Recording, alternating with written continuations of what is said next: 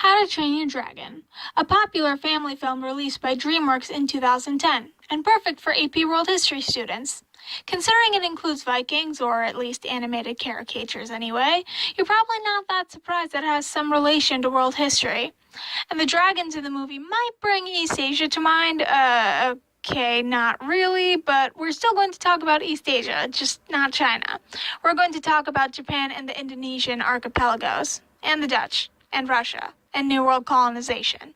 Basically, a fair portion of the globe in human history.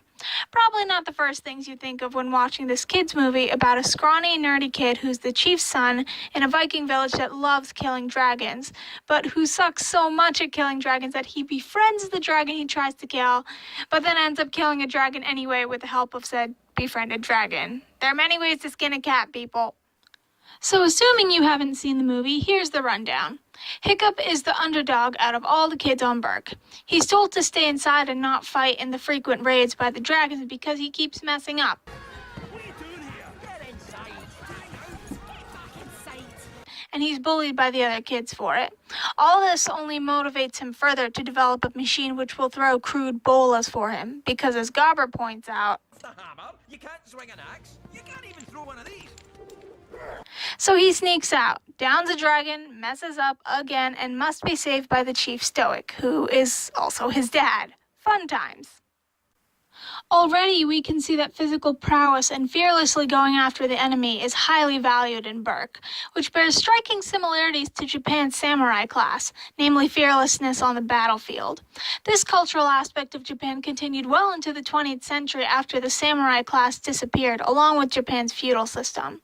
It's the samurai Bushido code, or the way of the warrior, specifically the practice of seppuku, or self-disembowelment if you're about to be defeated, that led to young Japanese soldiers becoming kamikaze suicide pilots when Japan became desperate in World War II. That's some extreme glorification of death on the battlefield there.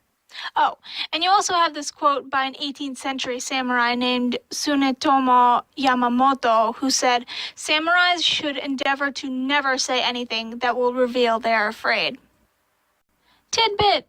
With the actual Vikings, this value of courage was codified in the Prose Edda, a treatise on Norse poets and the major source of what we know about Norse mythology today, which said that you could only enter one of the two heavens, the more famous being Valhalla, if you died fighting the enemy. You also had social structures with warriors occupying higher positions. Samurai were just below the daimyo lords of the Japanese shogunate, and later on often held major bureaucratic positions. And with the Vikings, chieftains were always warriors, which explains why Hiccup's father ignores him when he says he wants to become a bread maker, because that's lowly work, not fit for the son of a chief. Disclaimer, these views are not my own. Bread makers, I love you, even though a lot of you are factories. But as AP World History students, we'd be missing a lot if we just said Vikings and Japanese samurai both valued military skill. That's because the development and other aspects of philosophy of these warrior cultures were extraordinarily different. Samurai culture was influenced by Buddhism and Confucianism, respectively, to value meditation and education, meaning samurai were expected to act in a deliberate manner. This would explain the samurai practice of seppuku, which, as you'll note, is a self-inflicted action, making it a little different from Vikings necessitating being killed by the enemy to achieve passage to Valhalla. And in the film, the people of Berk do return alive after a failed expedition to find the dragon's nest. Tidbit 2. Another codified part of Viking culture was that the king of the gods, Odin, who was also the god of war, which tells you what the Vikings considered a major part of their lives, was especially feared in his berserker state, a state of bloodthirst so frenzied that Vikings who entered this state supposedly couldn't tell the difference between friend or foe. That, I would say, is the complete opposite of the control emphasized by Bushido culture, which actually had a saying roughly translating to the pen and sword in accord, explaining why samurai were also expected to master calligraphy, tea ceremonies, poetry, and other fine arts. So you can see what we just did there. We compared the society presented in the film to another society and identified differences to use as starting points to analyze, and thus gained a greater understanding both of the Viking culture the film is based on and of the Japanese culture we compared and contrasted it with. That's why this movie is ideal for AP World History students. The fact that the movie presents Burke's culture and society in a straightforward manner enables greater opportunity to practice comparison skills. Besides using the film as a starting point for comparing societies, we can also consider How to Train Your Dragon symbolism for historical phenomena like imperialism and colonization, and then again use the movie to better understand these concepts. Why did I choose imperialism? Because Stoic hunts down the dragon's nest to eradicate them, either kill them or drive them away now that they're bothersome, who knows, even though the dragons have lived there for much longer, and doesn't that situation sound familiar? It's that age-old, hey, I consider you lesser than me, so even though you own this land first and it might be more expected that you drive the negotiations, if you turn into a problem for me, I'm going to drive you off your own land anyway. And even the end of the movie, a glorious scene of harmony between the dragons and humans, which looks different from this, actually reflects a similar pattern of interaction between imperialist nations in the process of state building and the native populations. The expanding empire doesn't adapt the native cultures or political or social structures, just interacts with the natives when economically favorable to do so while establishing their own racial dominance. Examples: the Dutch East India Company killed native populations in Indonesia. See, I told you we'd get there.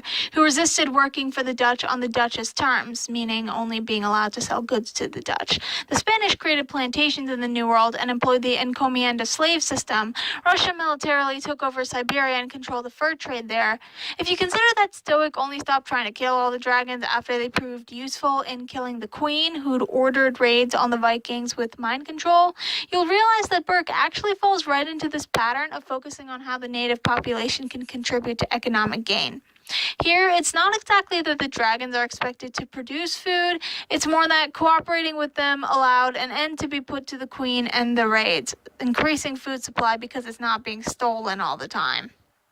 So now you're seeing the film present the historical concept of unequal, often economically motivated interactions between expanding empires and native populations, which is a key aspect of the AP theme of state building, by the way. Plus one more thing I'd like to point out, just because. A defensive mindset for expansion. The defensive mindset, this is pretty straightforward in the film.